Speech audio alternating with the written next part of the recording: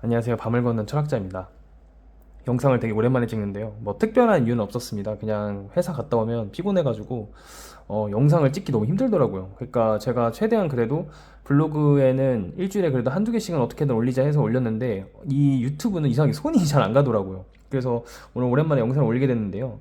오늘의 주제는 사주 원국 중심의 해석이 아닌 왜 대운과 세운의 해석을 그 대운과 세운을 기준으로 왜 사주를 해석을 해야 되는지 그거에 대한 이유와 저의 생각을 말씀드리려고 하거든요. 그러니까 저는 요즘에가 아니라 항상 이제 모든 사람들이 가지고 있는 생각 있잖아요. 그 행복에 대한 거. 예, 저도 요즘에 문득 어떤 이제 유튜버분을 이제 유튜브를 보다가 이 행복이라는 단어가 다시 요즘 생각을 하게 되는데 행복에 대해서 그러니까 답이 없겠죠. 이 행복이라는 단어가 굉장히 추상적이기 때문에 정의할 수 없겠죠. 행복이 딱 뭐다라고. 각자가 생각하는 그 기준과 그 각자가 이제 지향하는 그런 게 있겠죠. 근데 저는 개인적으로 이 행복을 이제 행복이라는 이 부분에 되게 가까워지려면 저는 자기 객관화가 굉장히 중요하다고 생각합니다. 자기 객관화. 글씨가 좀 날아가는데요. 자기 객관화.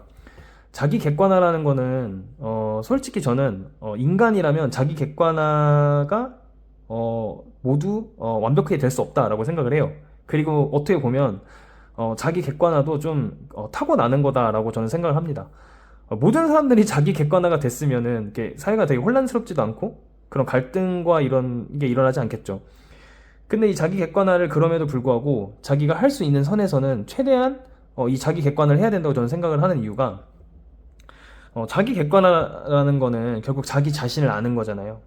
그러니까 소크라테스가 너 자신을 알라. 그러니까 저는 이제 제가 나이가 많진 않은데 한 해 한 해 넘어갈수록 내 자신을 아는 게 얼마나 어렵고 불가능한지 저도 가끔 내 자신을 모를 때가 너무 많다라는 생각을 너무 많이 해요. 근데 그럼에도 불구하고 항상 더 나아지려면 자기 객관화를 해야 된다고 생각을 합니다. 결국 자기 객관화라는 거는 내 자신의 한계를 아는 거잖아요. 한계. 내 자신의 한계. 한계를 알아야 내가 어떤 걸 잘하고 내가 어떤 걸 못하고 그리고 내가 어떤 걸 하면 안 되는지 내가 어떤 거는 해도 되는지 어떨 때는 내가 나서도 되고 어떨 때는 나서면 안 되는지 이 부분을 명확히 알고 있어야 돼요. 본인이. 그래야 욕심을 버리고 자기의 그 그릇에 맞게 삶을 살아갈 수 있다고 저는 생각을 해요. 그럴 때 비로소 이제 행복과 가까워진다고 저는 생각을 하고 있습니다. 갑자기 뜬금없이 이 얘기를 왜 하냐면 이 대운과 세운이 자기 객관화와 매우 밀접한 게 아니라 완전 자기 객관화를 하려면 저희는 이 대운과 세운을 무조건 따라야 되는 거죠. 제가 영상을 계속 찍어왔지만 이 대운과 세운을 멋있는 표현으로 이제 자연의 법칙, 이 자연의 법칙을 저희는 따라야 되는 거예요. 그러니까 따라야 되는 거예요, 무조건. 이거를 따르지 않으면 힘들어지는 거죠. 저의 생각은 그렇습니다. 왜냐면 저희가 그냥 일상생활을 생각해 보세요. 겨울이 오면은 저희는 두꺼운 옷을 입어야 되고 실내에선 히터를 켜야 됩니다. 그리고 여름이 오면 반대로 반팔을 입고 에어컨을 켜야 되겠죠. 근데 그 계절에 맞지 않는 행동을 하게 되면 탈이 나게 될 수밖에 없는 거잖아요. 여름에 갑자기 뭐 두꺼운 혼자 패딩을 입는다든지 히터를 킨다든지 뭐 겨울에 갑자기 뭐 반팔을 입는다든지 그러면 뭐 감기에 걸리거나 뭐 열사병에 걸리겠죠. 그러니까 이런 것처럼 그 명리학 관점에서 이 자연의 법칙, 대운과 세운, 10년마다 바뀌는 대운, 1년마다 바뀌는 세운의 법칙에 따라서 저희는 그 계절을 따라야만 한다고 생각을 해요. 그 안에서 저희는 성장을 하고 배우는 것도 있겠죠. 힘든 것도 있고 좋을 때도 있겠죠. 그러니까 이런 거를 저는 이제 개인적으로 자기객관화라고 생각을 해요. 이 자연의 법칙, 대운과 세운. 그래서 제가 생각하는 지금 명리학의 가장 큰 문제가 뭐냐면 저는 사주 원국 중심의 분석과 해석이라고 생각해요. 사주 원국 중심의 해석과 분석. 이거를 너무 지나치게 많이 한다는 거죠. 이 부분을. 그러니까 이게 참 저는 문제가 많다고 생각을 해요. 영상에서도 계속 말씀을 드렸지만 사주 원국이라는 거는 내가 태어났을 때부터 죽을 때까지 그것만 보면은 끝까지 안 변하는 거예요. 근데 이 사주 원국 중심에는 굉장한 오류가 많아요. 어떠한 분들은 아예 대운과 세운을 보지 않고 그냥 결과에 끼워 맞춰서 사주 원국만 보고 이제 해석을 하시는 거죠. 예를 들면은 막 엄청 유명인들이나 위인분들을 사주를 가지고 와서 그 사람이 이러한 사주를 가졌기 때문에 이러한 성향이 있고 이렇게 성공을 했고 이런 사람이다 라고 얘기를 하는 거예요. 그게 말이 안 되는 게 뭐냐면 그 사주가 예를 들면 뭐 이순신 장군님의 사주가 있다고 치면은 그 이순신 장군님이 수많은 대운과 세운을 겪으면서 엄청나게 많은 사건 사고가 있었을 거 아니에요.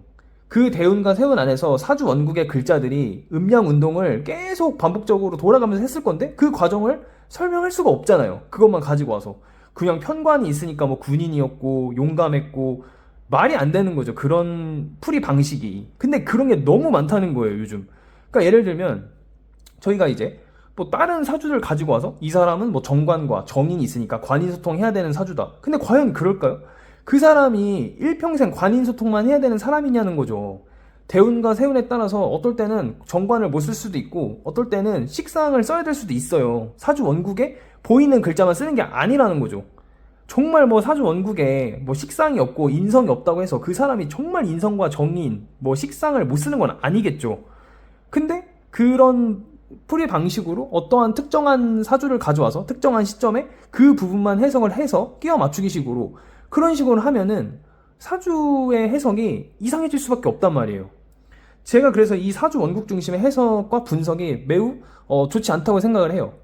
그렇다고 아예 사주 원국의 해석이 버릴 수는 없겠죠. 말도 안 되겠죠. 사주 원국을 알아야 되겠죠. 나 자신을 일단 알으라며. 제가 아까 그렇게 말씀을 했잖아요. 그러면은 사주 원국을 알 수 있는 건 뭘까?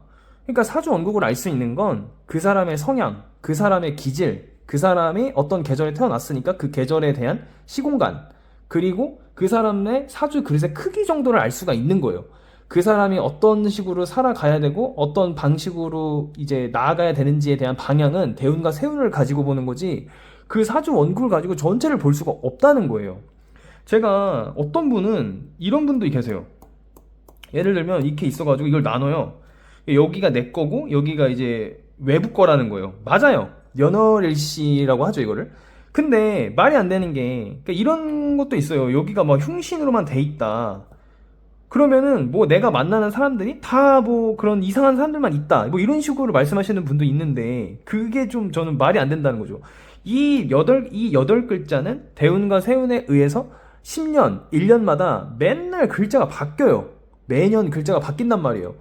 근데 어떻게 그 고정, 여기에 뭐 비견과 뭐 편관이 있다고, 흉신이 있다고, 이 사람의 사회에는 뭐 편관, 뭐 겁재 이런 사람들만 있다라고 해석을 하는 건 정말 말이 안 되죠. 그리고 그것도 말이 안 되지만 제가 이제 다음 영상에 찍을 게 이제 흉신과 길신에 대한 영상을 한번 다시 올리려고 하는데 그 부분은 제가 다음에 영상을 올릴게요. 그러니까 이런 식의 사주 해석의 접근은 저는 올바르지 않다고 생각을 해요. 예. 그러니까 결국에는 자 보세요. 예를 들면 어떤 사람이 이 편관이라는 아까 편관을 말씀드렸으니까 이 편관이라는 글자를 가지고 있어요. 이 사람이 상담을 하러 갔습니다. 그러면은 사주 원국 중심의 해석의 문제가 뭐냐면 일단 또 월지를 보겠죠. 그러니까 월지에서 만약 투관이 됐어요, 편관이. 그럼 이 사람 편관격으로 잡고 당신은 뭐 군 검경 뭐 편관스러운 조직을 가져야 된다 이렇게 말을 한단 말이에요. 넌 경찰을 해야 돼. 너는 뭐 검찰을 해야 돼. 너는 뭐 군인 해야 돼. 뭐 이런단 말이에요. 말도 안 되는 거죠. 이 편관이 이 사람이 그쵸. 이 사람 자체는 편관이 익숙하고 편관스러운 마음이 있겠죠. 그런 생각이 강하겠죠. 뭐 가오가 있을 수도 있고 뭐 편관이 만약 양의 글자에 해당한다면 더 그렇겠죠. 그런 성향과 기질 그리고 내 마음과 생각은 있겠죠. 근데 이 편관을 쓸 수 있냐 없냐를 정하는 거는 대운과 세운이란 말이에요. 대운과 세운. 만약에 이 사람이 제가 이제 예를 들면 이 5월에 태어난 경금이 있습니다. 근데 이분이 만약에 병화가 있어요. 이렇게 이거 편관이죠 지금. 그럼 이거 100% 지금 편관격이라고 한단 말이에요 지금. 근데 만약에 이분 대운이 해자축으로 가요. 해자축 겨울로 5월에 태어난 사람인데 이게 지금 계절이 해자축으로 갑니다. 그럼 이 병화가 이 해자축에 힘이 있습니까? 이걸 보지 않고 당신 편관격이니까 법 쪽에나 이제 그런 군인 경찰 하세요 이렇게 말할 수 있습니까? 말도 안 되는 거잖아요. 이 사람은 해자축으로 간단 말이에요 지금 대운이. 그러니까 본인 자체는 5월생이기 때문에 이 5월에 병화가 있죠 또. 그러니까 막 뜨겁고 전진하고 싶고 앞으로 나아가고 싶고 내가 대장이어야 되고 내가 리드해야 되고 막 이런 사람이에요. 막 화려하고 싶고 폼나게 살고 싶은 사람이지만 이 해자축이라는 계절이 오기 때문에 이 사람은 이 계절을 따라야 되는 거예요. 그러니까 본인은 엄청 힘들겠죠 이 과정 속에서. 이 과정 속에서 본인이 빛나야 되고, 나는 5월에 병화, 난 5월에 경금인데 막 빛나야 되는 사람인데 이 해자축을 따르려고 하니까 얼마나 힘들어요, 본인이. 그러니까 이 사람의 원국만 보고 당신은 평강격이고 병화니까 뭐 그렇게 살아야 된다, 이렇게 하면은 말도 안 된다는 거예요. 이 해자축에서 이 사람은 병화가 아니라 정화를 써야 되겠죠, 정관을. 그러니까 완전 다른 해석이 나오는 거예요. 이 원국만 봤을 땐 이 사람 평관격이기 때문에 평관스러운 사람인데 대운을 보면 평관을 쓸 수가 없는 거죠, 기본적으로. 그러니까 사주 원국 중심의 해석과 분석은 굉장히 위험하다는 거예요, 제 생각에는. 근데 아까 말씀드렸던 이제 다른 사람의 사주나 다른 위인들의 사주를 가지고 와가지고 이 원국만 가지고 이 사람은 평관이 있고 정인이 있고 편인이 있어서 이런 사람이었고 이렇게 성공을 했어 라고 말하는 게 굉장히 위험하다는 거죠. 지금 이것처럼 그 분도 어떠한 그 예시의 사주도 이런 식의 그 1년 동안 들어오는 세운 그리고 10년 동안 바뀌는 대운 안에서 이런 글자들이 계속 음과 양을 왔다 갔다 하면서 글자의 운동 방향이 바뀌었을 거 아니에요. 근데 사주 원국만 가지고 모든 거를 판단하고, 심지어 이제 월지, 이 월지를 가지고 이제 격을 잡겠죠. 이러한 부분들이 오류가 있다는 거예요, 저의 생각으로는. 그리고 아까 이제 초반에 말했던 자기객관화가 이 대운과 세운에 뭐가 영향이 있냐면 이런 거죠. 이건 좀 극단적인 예지만 이 5월에 병화를 가지고 있는 경금이 이 해자축을 따르려면 얼마나 힘들겠습니까? 자기는 빛나야 되고 대장해야 되고 하려고 싶은데 해자축은 뭐죠? 매우 줄여야 돼요. 응축해야 되고 늘리면 안 됩니다. 안 돼요. 늘리면 안 되고 줄여야 되는 거예요. 그러니까 완전 본인의 마음과 반대되는 계절이죠. 근데 이런 분들이 되게 많단 말이에요, 생각보다. 내 막 무토나 병화, 개수를 가지고 있는 사람들은 항상 막 빛나야 되고 내가 좀 화려해야 되는데 이렇게 해자축이 와버리면은 응축해야 된단 말이에요. 근데 사람에 따라 다르겠죠. 그 사람의 뭐 교육 환경이나 가정 환경 그런 거에 영향도 있고 이 사주 원국이 너무 강해버리면 이 계절을 따르기가 쉽지가 않겠죠. 계속 자기는 이 5월의 병화를 계속 생각을 하겠죠, 너무 강하다 보니까. 근데 그렇게 하면은 굉장히 힘들다는 거예요. 이 계절이 왔을 때 이 계절을 따라야 되는 거죠. 아까 말씀드렸죠, 겨울이 왔으니까 패딩을 입어야 된다, 히터를 켜야죠. 예. 근데 이분은 그게 어려운 거예요. 근데 이 안에서 저희는 자기 객관화라는 그 배움과 이제 그런 걸 얻는 거죠. 그러니까 누구나 다 이제 사주 원국이 있으면 항상 대운과 세운이 온단 말이에요. 그러면은 그 대운과 세운이 먼저 기준이 돼서 그 사주를 해석을 해야지, 사주 원국을 계속 분석을 한다고 이게 될 게 아니라는 거죠. 엄청 많아요. 예를 들면 이제 정인을, 만약에 어떤 사람이 정인을 가지고 있는 사람이 있어요. 근데 이 사람의 정인, 그 심지어 이제 월지에서 만약에 정인이 투관돼서 정인을 써야 된다라고 말할 수 있냐는 거죠. 편인을 써야 되는 대운과 세운이 오고 있는데. 그러니까 말이 안 되는 거죠.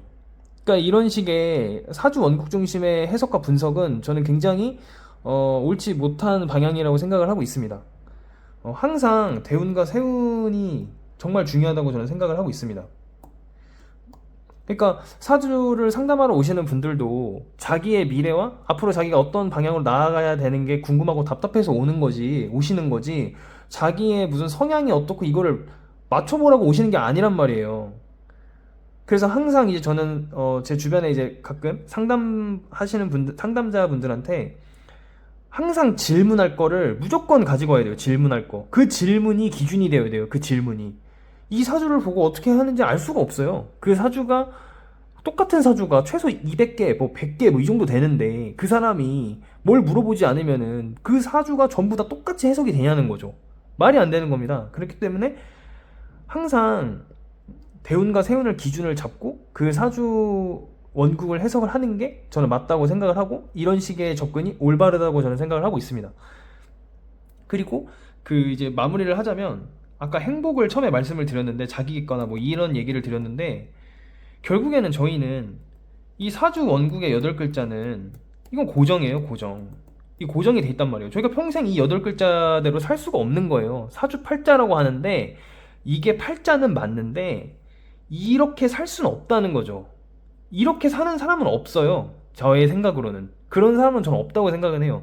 항상 이 팔자에서 오는 자연의 법칙, 그러니까 대운과 세운에 의해서 이 8글자가 음과 양으로 항상 글자가 왔다 갔다 시소처럼 이 균형을 이루면서 운동 방향이 바뀌는 거예요.